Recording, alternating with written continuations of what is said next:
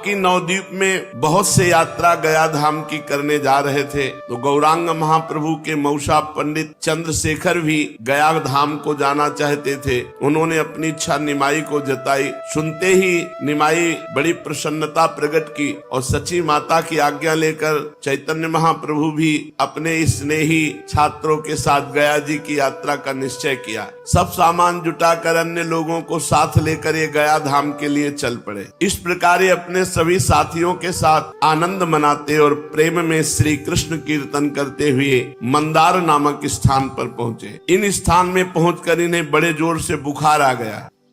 इनके साथी इनकी ऐसी दशा देखकर बहुत अधिक चिंतित हुए, भांति भांति के उपचार करने लगे, किंतु इन्हें किसी प्रकार भी लाभ नहीं हुआ। अंत में इन्होंने अपनी औषधि अपने आप ही बताई। इन्होंने कहा, मेरी व्याधि इन प्राकृतिक औषधियों से नहीं जाएगी, यह रोग तो असाध्य है। एकमात्र इसकी औषधि है भगवान की कृपा। भगवान की प्रसन्नता से ही ये रोग जाएगा। यदि भजन करने वाले वैष्णवों की पूजा की जाए तो भगवान की कृपा प्राप्त हो जाती है। जो ब्रह्म ऋषि जन है, जो वैष्णव जन है, यदि इनकी चरण सेवा हो तो भगवान प्रसन्न हो जाते हो। भगवान प्रसन्न हो जाए तो सब रोग दोष मिट जाते हैं। भगवान ने स्वयं कहा है कि अग्नि और ब्राह्मण ये मेरे दो मुख हैं। नाहम तथाग्नि यजमान वीर विताने अच्युतो घृतप लुत मदन द्रुत भुंक्त मुखेन। अग्नि में खूब आहुति देने से मैं उतना प्रसन्न नहीं होता जितना बढ़िया खीर और घी टपटपाता हुआ हलवा ब्रह्म ऋषि और वैष्णव जन को पवाया जाए तो मैं जितना प्रसन्न होता हूँ उतना अग्नि में आहुति देने से नहीं प्रसन्न होता। तो चैतन्य महाप्रभु ने कहा कि अगर यहाँ के वैष्णव और ब्राह्मणों की पूजा की जाए, उनकी चरण रज हमारे शरीर पर लगाई जाए तो हमारा रोग दूर हो जाए। महापुरुष वही आचरण करवाते हैं जिनसे जगत का मंगल होता है। एक विद्यार्थी ने प्रश्न किया, गुरुजी, जो ब्राह्मण नहीं है, केवल ब्रह्म बंधु है, अर्थात केवल ब्राह्मण कुल में जन्मा है और ब्राह्मणों के आचरण नहीं करता, संध्या गायत्री शास्त्र की मर्यादा के अनुसार वो ब्राह्मणत्व नहीं धारण करता, तो क्या उनका भी इतना ही आदर है जितना आप कहते हैं कि वैष्णव और ब्राह्मणों की चरण रज मिल जाए तो हमारा शरीर निरोग हो जाए? हम तो समझते हैं जो ब्राह्मण कुल में जन्मे हैं और ब्राह्मणों का आचरण नहीं करते तो वो काठ के हाथी है, उनमें ब्राह्मणत्व ही नहीं है। जैसे काठ के हाथी से हाथी पने का कोई काम नहीं चलने का, उसी प्रकार जो धर्म कर्महीन ब्राह्मण है वो नाम मात्र का ब्राह्मण है, वो आदर का पात्र नहीं हो सकता। थोड़ी देर चैतन्य महाप्रभु चुप रहे और कहा, एक प्रकार से तुम्हारा कथन ठीक है। जो अपने धर्म कर्म से रहित है वो तो दूध न देने वाली वंध्या गौ के समान है, उससे सांसारिक स्वार्थ कोई सद नहीं सकता। फिर भी जो काम हम भाव से करते हैं उसमें लाभ मिलता है। जैसे वो कर्म धर्म नहीं जानता, लेकिन हम भाव से पूज रहे कि ब्राह्मण ये वैष्णव है तो हमको हमारे पूजन का लाभ मिलेगा, क्योंकि हमने उस पर भाव किया। वो धर्म कर्महीन है तो वो भोगेगा, हमने भाव किया तो हमारा मंगल हो जाएगा। भगवान को प्रसन्न करना है तो वैष्णव जन के सामने झुक के रहो। वो गाली दे तो सुन लो, तुम्हारे पाप नष्ट हो जाएंगे, तुम्हारा मंगल हो जाएगा। ऐसा चैतन्य महाप्रभु कह रहे हैं, ऐसा शास्त्रों में भी लिखा है। तो इनकी आज्ञा पाकर 2-3 विद्यार्थी गए और शुद्ध वैष्णव जनों और ब्राह्मण जनों की चरण रज लाए, चरणोदक लाए। इन्होंने चरणोदक पिया और चरण रज लगाई, सोई बुखार खत्म। चरणोदक पीते ही अच्छे हो गए और सभी विद्यार्थी और सब लोगों से कहा, देखा ब्राह्मणों की चरण रज और चरणामृत में कितना प्रभाव है कि हमारा इतना पीड़ा देने वाला ज्वर बुखार एक बार चरणामृत पीने से चला गया। अब अपने साथियों के साथ चैतन्य महाप्रभु आगे बढ़ने लगे। पुनपुना तीर्थ ये गया धाम में है। वहां पहुंचकर सब लोगों ने पुनपुन नाम की नदी में स्नान किया और सभी ने अपने अपने पितरों का श्राद्धादि कार्य कराया। इसके अनंतर सभी श्री गया धाम में पहुंच गए। ब्रह्म कुंड में स्नान किया। देव पितृ श्राद्धादि करके चैतन्य महाप्रभु अपने साथियों के सहित चक्रवेड़ा के भीतर विष्णु पाद पद्मों के दर्शनों के निमित्त गए। ब्राह्मणों ने पाद पद्मों पर माला पुष्प चढ़ाने को कहा। ये अपने विद्यार्थियों के द्वारा गंध पुष्प धूप दीप माला आदि सभी पूजन की बहुत सी सामग्री साथ लिवाते गए थे। गया धाम के तीर्थ पंडा जोरों से पाद पद्मों का प्रभाव वर्णन कर रहे थे। वे उच्च स्वर से कह रहे थे, इन्हीं पाद पद्मों के धोवन से जगत पावनी मुनि मन हारणी भगवती भागीरथी गंगा उत्पन्न हुई है। इन्हीं चरणों का लक्ष्मी जी बड़ी ही श्रद्धा के साथ निरंतर सेवन करती रहती है। इन्हीं चरणों का ध्यान योगी जो अपने हृदय काल में कमल में निरंतर करते रहते हैं। इन्हीं चरणों को प्रभु ने गयासुर के मस्तक पर रखकर उसे सद्गति प्रदान की थी। असंख्य लोगों की भीड़, हजारों आदमी पाद पद्मों के दर्शन कर रहे थे और बीच बीच में जय हो के घोष हो रहे थे। पंडा लोग उनसे भेंट चढ़ाने का आग्रह कर रहे थे। बार बार पाद पद्मों का पुण्य महात्म सुनाया जा रहा था। पाद पद्मों का महात्म सुनते ही चैतन्य महाप्रभु आत्म विस्मृत हो गए। उन्हें शरीर का होश नहीं रहा। महाप्रभु के भावावेश आ गया। शरीर थर थर कांपने लगा। अरुण ओष्ठ कोमल पल्लव की भांति हिलने लगे। आंखों से अश्रुधारा बहने लगी। उनके चेहरे से भारी तेज प्रकाशित हो रहा था। वे एकटक भगवान विष्णु के चरण कमल की ओर निहार रहे थे और वहाँ कौन है, क्या कर रहा है, ये सब कुछ नहीं, भूल गए। किसने स्पर्श किया, कौन पकड़े हुए, इन सब बातों का पता नहीं। वे संज्ञा शून्य से होकर कांप रहे हैं। उनका शरीर उनके वश में नहीं। वे मूर्छित होकर गिरने वाले ही थे कि इसी बीच में एक सभा को चीरते हुए तेजस्वी सन्यासी आए और उनको पकड़ लिया, गिरने से बचा लिया। फिर उनके साथियों ने संभाला, भीड़ से हटाकर बाहर ले गए। बाहर पहुंचकर कुछ होश आया। वे निद्रा से उठे हुए मनुष्य की भांति चारों ओर आंख उठा कर देखने लगे। सहसा उनकी दृष्टि एक तेजस्वी सन्यासी पर पड़ी जो गिरते हुए से पहले उन्होंने संभाला था। उन्हें देखकर चौंक उठे। उनके आनंद का वारा पार नहीं रहा। इन्होंने दौड़ करके सन्यासी जी के चरण कमल पकड़ लिए। अपनी आंखों से अश्रु विमोचन करते हुए सन्यासी ने इन्हें उठाकर गले से लगा लिया। इनके स्पर्श मात्र से सन्यासी महाशय बेहोश हो गए। दोनों ही शरीर सुधि से परे महापुरुष, दोनों को ही शरीर का होश नहीं। दोनों ही प्रेम में विभोर होकर अश्रु विमोचन कर रहे थे। यात्री इन दोनों के ऐसे अलौकिक प्रेम को देखकर आनंद सागर में गोते खाने लगे। बहुत से लोग एकत्रित हो गए। चारों ओर से लोगों की भीड़ लग गई। कुछ काल में सन्यासी जी को कुछ चेतना हुई। उन्होंने बड़े ही प्रेम से इनका हाथ पकड़कर एक ओर बिठाया और अत्यंत प्रेम पूर्ण वाणी से कहने लगे, निमाई पंडित, आज मेरा भाग्योदय हुआ जो सहसा तुम्हारा दर्शन हो गया। नवद्वीप में ही मेरा हृदय तुम्हारी ओर स्वाभाविक ही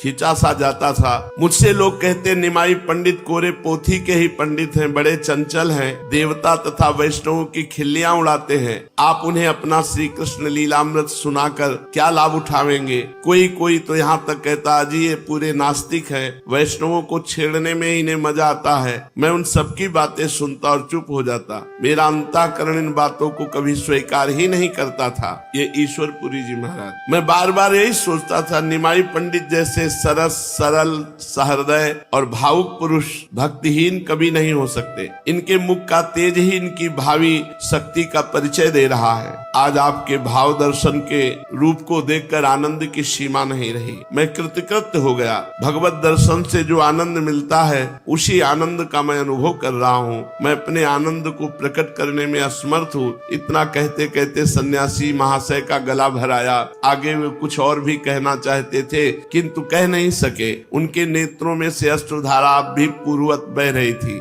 सन्यासी महाराज की बातें सुनते सुनते इन्हें कुछ चेतना हो गई थी, इसलिए रुधे हुए कंठ से कुछ अस्पष्ट स्वर में इन्होंने कहा, प्रभु आज मैं कृतार्थ हुआ, मेरी गया यात्रा सफल हुई, मेरी असंख्यों पीढ़ियों का उद्धार हो गया। जो यहाँ आने पर आपके दर्शन का सौभाग्य प्राप्त हुआ। तीर्थ में श्राद्ध करने पर तो पितरों की मुक्ति होती है, जिनके निमित्त श्राद्ध तर्पण आदि कर्म किए जाते हैं, किंतु आप जैसे परम भागवत संत के दर्शन से करोड़ों पीढ़ियों का स्वतः उद्धार हो जाता है।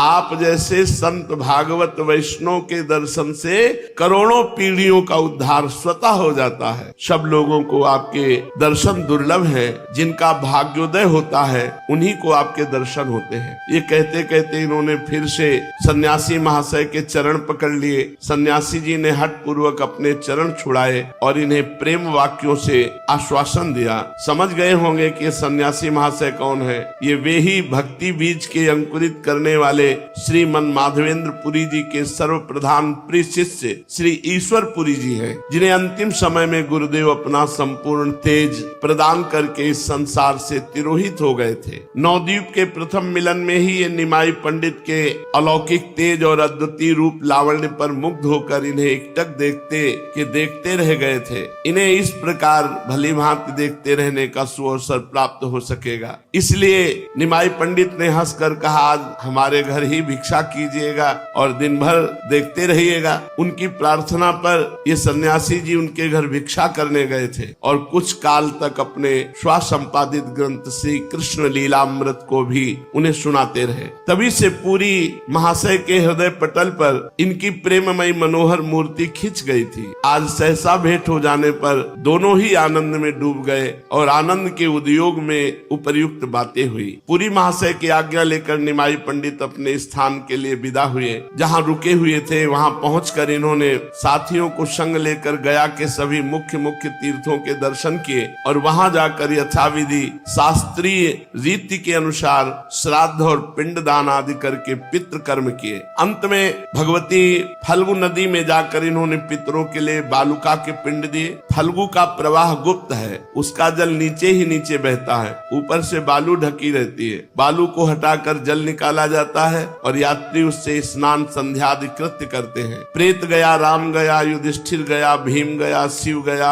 आदि 16 गया में निमाई पंडित ने अपने साथियों के साथ जा जाकर पितरों के पिंड और श्राद्धादि कर्म किए। सब स्थानों में दर्शन तथा श्राद्ध करके ये अपने ठहरने के स्थान पर लौट आए। संसार में उन्हीं मनुष्यों का जीवन धारण करना सार्थक कहा जाता है जिनके हृदय पटल पर हर समय मुरली मनोहर मुकुंद की मंजुल मूर्ति नृत्य करती रहती हो, जिनके कान भगवान के मनोहर मुरली का भगवान की लीला कथा को श्रवण करते रहते हो, उनके कान धन्य हैं। जिनके नेत्र भगवान का दर्शन संत दर्शन करते हैं, उनके नेत्र धन्य हैं। जो मन भगवान के भयहारी चरणारविंद का निरंतर मधुराति मधुर मकरंद पान करता रहता, वो मन धन्य है। और जो तन भगवान की सेवा में, भगवान के धाम में, भगवान के लिए है, वो तन धन्य है। संपूर्ण संसार को अपनी पदरज से वो पावन बना देता है जो हर समय भगवान का भजन करता रहता है, जो हर समय भगवान का नाम जप करता है। उसकी वाणी में सामर्थ्य होती है, जो बोल दे तो जीवों का कल्याण हो जाए, वो देख ले तो जीवों का कल्याण हो जाए। सतरति सतरति सा लोकान तारयति, वो स्वयं तर जाता है, स्वयं तर जाता है, लोगों को तार देता है। निमाई पंडित की हृदय कंदरा में से जो त्रैलोक के पावन प्रेम से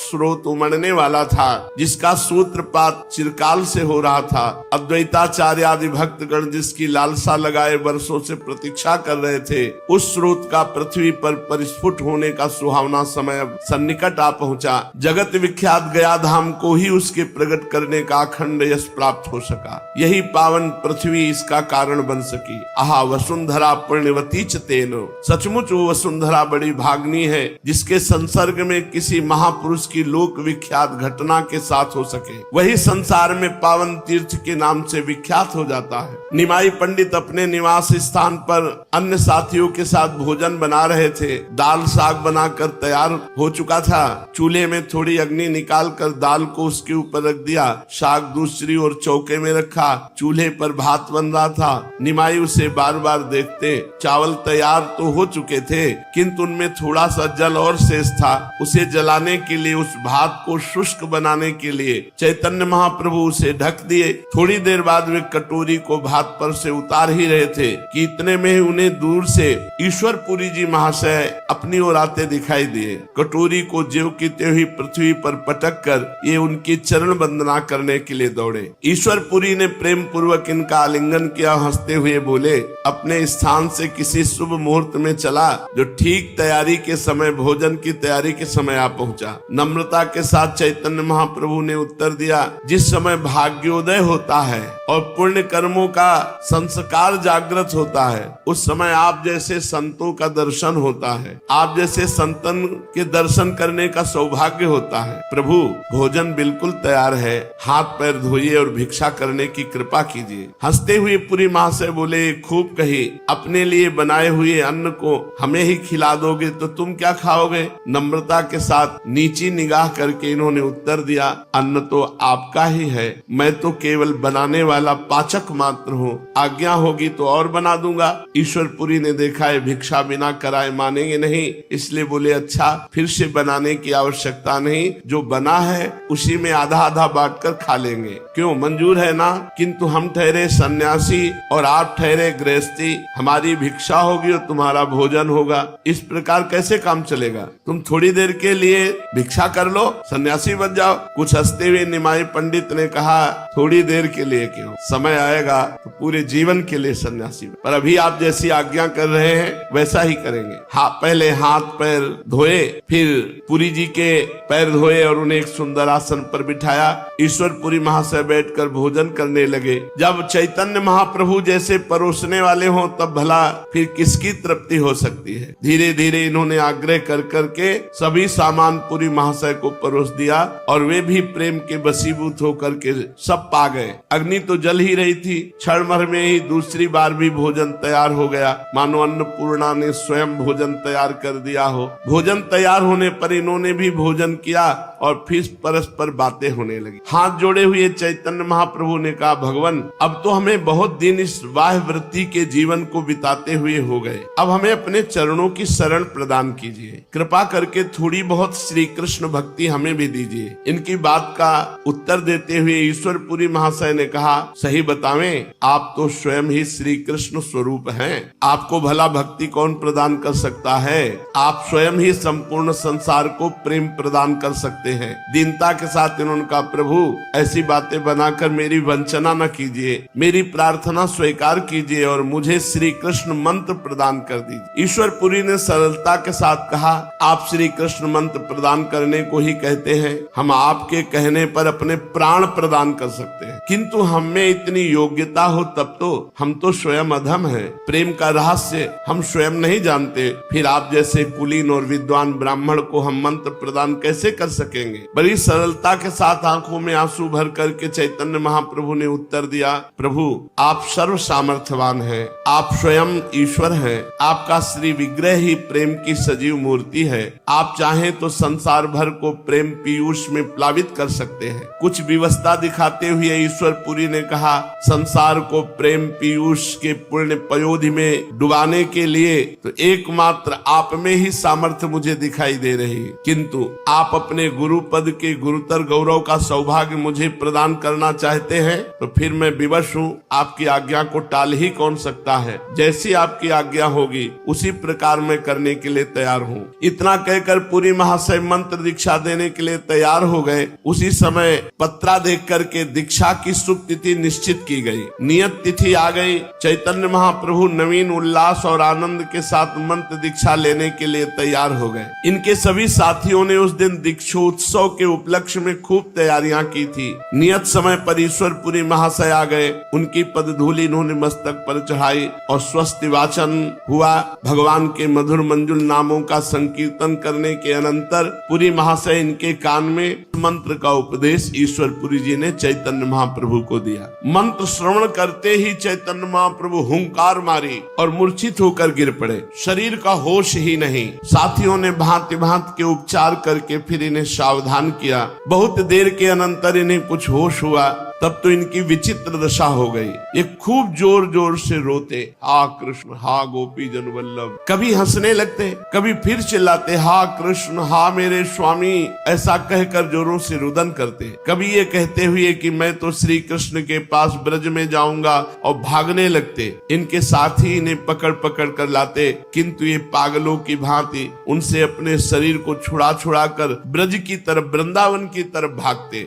फिर जोर जोर से प्रलाप करने लगते। जब साथियों ने पकड़ लिया, रोते रोते कहते, प्यारे हे कृष्ण, मुझे छोड़कर तुम कहाँ चले गए? हे मेरे कृष्ण, मुझे अपने साथ ले चलो। इतना कहकर फिर जोरों से रोने लगते। कभी रोते रोते अपने विद्यार्थियों तथा साथियों से कहते, भैया तुम सब लोग अपने अपने घर जाओ, अब हम लौटकर घर नहीं जाएंगे, हम तो वृंदावन जाकर श्री कृष्ण के पास रहेंगे। हमारी माता को हमारा हाथ जोड़कर प्रणाम कहना और कह देना, तेरा निमाई पागल हो गया है। इनके सभी साथी इनकी ऐसी अलौकिक दशा देखकर चकित हो गए। भांति भांति से प्रबोध करने लगे, समझाया, किंतु वे किसी की मानते ही नहीं थे। इस प्रकार रुदन तथा प्रलाप में रात्रि व्यतीत हो गई। सभी साथी तथा शिष्यगण सुख की नींद में सो गए, किंतु चैतन्य महाप्रभु को नींद कहाँ? सुखी संसार सुख रूपी मोह निशा में शयन कर सकता है। संसार जो एकदम मूर्ख प्रवृत्ति में फंसा है, वो तो चैन से है। थोड़ा भी ज्ञान होगा तो इस असत संसार में रति नहीं हो सकती। सुखिया सब संसार है,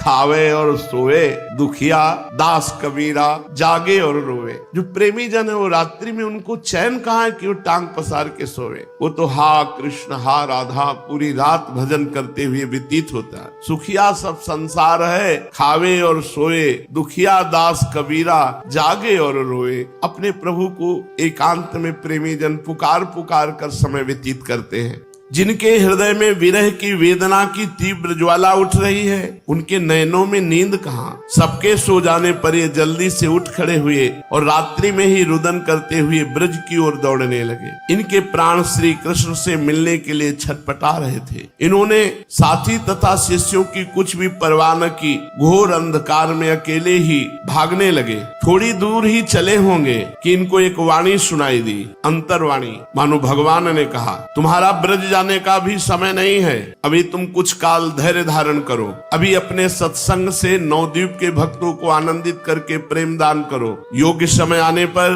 तुम ब्रज में जाना।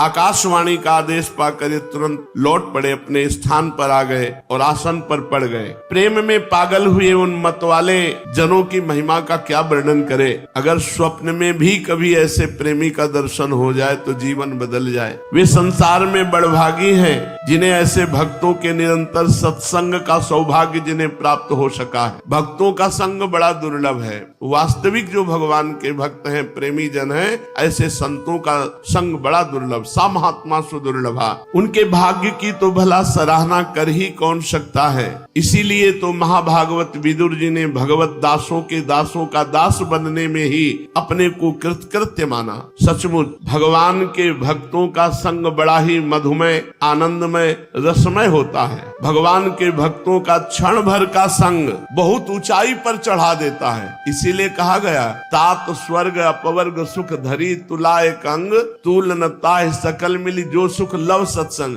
एक क्षण में इतनी ऊंचाई पर चढ़ा देता है भक्तों का संग कि आप सोच नहीं सकते कि मेरे भाग्य क्या थे और क्या हो गए। भक्तों के संग से, उनके दर्शन मात्र से, उनके मिलन मात्र से आनंद उमड़ने लगता है। चैतन्य महाप्रभु को मंत्र दीक्षा देकर श्री ईश्वरपुरी जी विचरण करने चले गए। शायद महाप्रभु से दोबारा नहीं मिले, क्योंकि जगत पूज्य प्रेमावतार लोग शिक्षा के निमित्त गुरु मानकर हमें प्रणाम करेंगे, ये हमारे लिए असहनीय होगा। इसलिए अब इस संसार में प्रकट रूप से नहीं रहना चाहिए। इसलिए उसी समय अंतर ध्यान हो गए। फिर कहाँ रहे, कहाँ कब अंतर ध्यान में कोई पता नहीं। उसी समय से उनके गुरु जी ईश्वरपुरी जी अंतर ध्यान हो गए। मतलब पता ही नहीं चला कि ईश्वरपुरी जी कहाँ गए। इधर प्रातः काल चैतन्य महाप्रभु उठे, लोगों ने देखा उनके शरीर का सारा कपड़ा आंसुओं से भीगा हुआ था। वे क्षण भर के लिए भी रात्रि में नहीं सोए। रात भर हा कृष्ण मेरे प्यारे, ओ प्राणनाथ मुझे छोड़कर किधर चले गए, इसी प्रकार विरह युक्त वाक्यों के द्वारा रुदन करते रहे। इनकी ऐसी विचित्र अवस्था देखकर अब साथियों ने गया जी में अधिक ठहरना उचित नहीं समझा। इनके शिष्य ने बड़ी सावधानी के साथ इनके शरीर को संभालते हुए नवद्वीप की ओर चले। ये होश नहीं है, शिष्यों के सहारे से चल रहे हैं, शरीर का कुछ भी होश नहीं। कभी कभी होश में आ जाते और फिर जोरों से चिल्ला उठते, हा कृष्ण किधर चले गए, गए, हा प्राणनाथ रक्षा करो, हे पतित पावन इस पापी का भी उद्धार करो। इस प्रकार ये श्री कृष्ण प्रेम में बेसुध हुए साथियों के सहित कुमारहट्ट नाम के ग्राम में आए। ये कुमारहट्ट जिनसे इन्होंने श्री कृष्ण मंत्र की दीक्षा ली है, जिन्होंने इन्हें पंडित से प्रेम दीवाना बना दिया, उन्हीं ईश्वरपुरी जी के जन्म स्थान का नाम कुमारहट्ट नामक ग्राम है। प्रभु ने जे भी अपने गुरुदेव के गांव को देखा तो दूर से उस नगरी को साष्टांग प्रणाम किया। मेरे गुरुदेव इस गांव में प्रकट हुए हैं, दूर से उस नगरी को प्रणाम किया।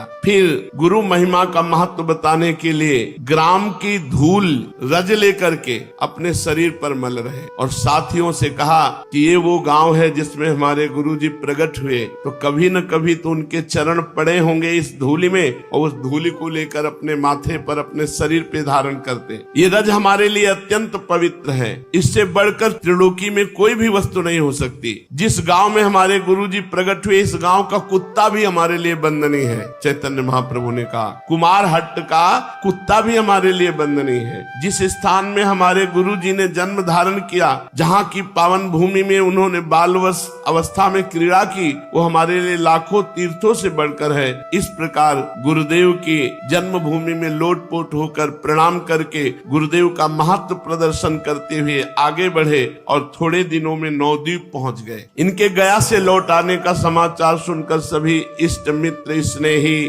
तथा छात्र इनके दर्शनों के लिए आने लगे। कोई आकर इन्हें प्रणाम करता, कोई चरण स्पर्श करता, कोई गले लगकर मिलता। ये सबका यथोचित आदर करते, किसी को पुचकारते, किसी को आशीर्वाद देते, किसी के सिर पर हाथ रख देते, और जो अवस्था में बड़े थे और इनके माननीय थे उन्हें ये स्वयं प्रणाम करते। वे इन्हें भांति भांति के आशीर्वाद देते। सची माता तथा विष्णु प्रिया के आनंद का तो कुछ ठिकाना ही नहीं था। वे मन ही मन बहुत प्रसन्न हो रही थी। उस भारी भीड़ में वे दोनों एक और चुपचाप बैठी थी। सबसे मिल लेने पर इन्होंने प्रेम पूर्वक सभी को विदा किया और स्वयं स्नान आदि में लग गए। इनका भाव विचित्र था, शरीर की दशा एकदम परिवर्तित हो गई थी। माता को इनकी ऐसी दशा देखकर बड़ा आश्चर्य हुआ, किंतु वे कुछ पूछ न सकी। तीसरे पहर जब ये स्वस्थ होकर बैठ गए तब श्रीमान पंडित सदाशिव, कविराज, मुरारी गुप्ता आदि इनके अंतरंग स्नेही इनके समीप आकर गया यात्रा का वृत्तांत पूछने लगे।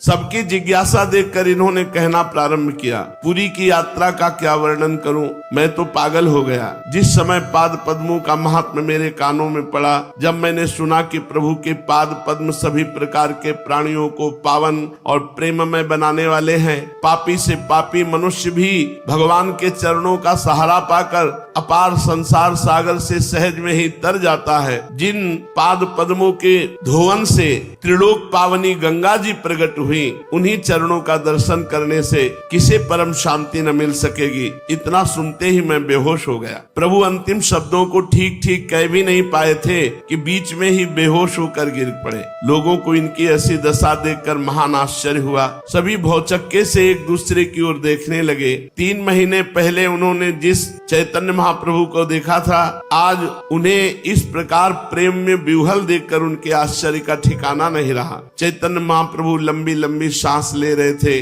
उनकी आंखों में से निरंतर अश्रु निकल रहे थे, शरीर पसीने से लथपथ हो रहा था। थोड़ी थोड़ी देर में हा कृष्ण, हा कृष्ण, हा प्राणनाथ, ओ प्यारे, ओ मेरे जीवन धन, मुझे छोड़कर कहाँ चले गए, ये कहते कहते बहुत जोरों के साथ रुदन करने लगे। सभी लोग शांत करने की चेष्टा की, किंतु परिणाम कुछ भी नहीं हुआ। इन्होंने रुंधे हुए कंठ से कहा, भाई आज हमारा स्वास्थ्य ठीक नहीं है, कल हम स्वयं शुक्लांबर ब्रह्मचारी के निवास स्थान पर आकर अपनी यात्रा का समाचार सुनाएंगे। इतना सुनकर इनके सभी साथी अपने अपने स्थानों के लिए चले गए। अब तो इनके इस अद्भुत नूतन भाव की नवद्वीप में स्थान स्थान पर चर्चा होने लगी। हंसते हंसते श्रीमात पंडित श्रीवास आदि भक्तों ने कहा, आज हम आप लोगों को बड़ी ही प्रसन्नता की बात सुनाना चाहते हैं। आप लोग सभी सुनकर परम आश्चर्य करेंगे। गया में जाकर निमाई पंडित की तो काया पलट हो गई। वे श्री कृष्ण प्रेम में विह्वल होकर कभी रोते हैं, कभी गाते हैं, कभी हंसते हैं और कभी जोरों से नृत्य करने लगते हैं। उनके जीवन में महान परिवर्तन हो गया है।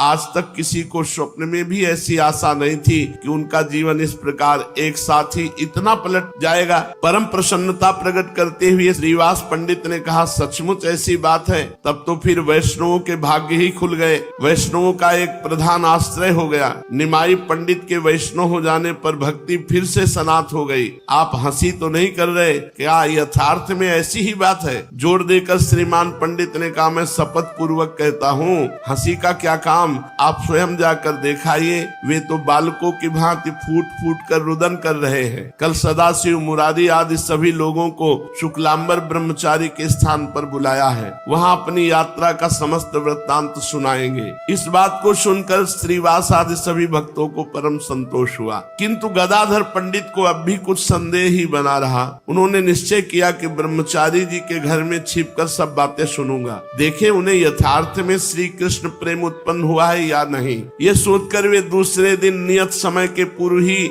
शुक्लांबर ब्रह्मचारी जी के घर में जा छिपे। नियत समय पर सदाशिव पंडित, मुरारी गुप्त, नीलांबर चक्रवर्ती तथा श्रीमाल पंडित आदि सभी मुख्य मुख्य गणमान्य भद्र पुरुष चैतन्य महाप्रभु की यात्रा का समाचार सुनने शुक्लांबर ब्रह्मचारी के स्थान पर गंगा तीर आ पहुँचे। थोड़ी देर में चैतन्य महाप्रभु भी आ गए। आते ही इन्होंने वही राग आलापना शुरू कर दिया, भैया मुझे श्री कृष्ण से मिला दो, मेरा प्यारा कृष्ण कहाँ चला गया, हाय रे मेरा दुर्भाग्य, मेरा श्री कृष्ण मुझसे बिछुड़ गया, मुझे बिलखता ही छोड़ गया। इतना कहते कहते मूर्छित होकर गिर पड़े। इनकी ऐसी दशा देखकर भीतर घर में छिपे हुए गदाधर भी प्रेम से विभल होकर मूर्छाने के कारण पृथ्वी पर गिर पड़े और जोरों से रुदन करने लगे। कुछ काल के अनंतर प्रभु की मूर्छा भंग हुई। वे कुछ काल के लिए प्रकृतिस्थ हुए, किंतु फिर भारी वेदना उठने के कारण जोरों से चीत्कार मारकर रुदन करने लगे। इनके रुदन को देखकर वहाँ जितने भी मनुष्य बैठे थे सभी फूट फूट कर रोने लगे। सबके रुदन से आकाश गूंजने लगा,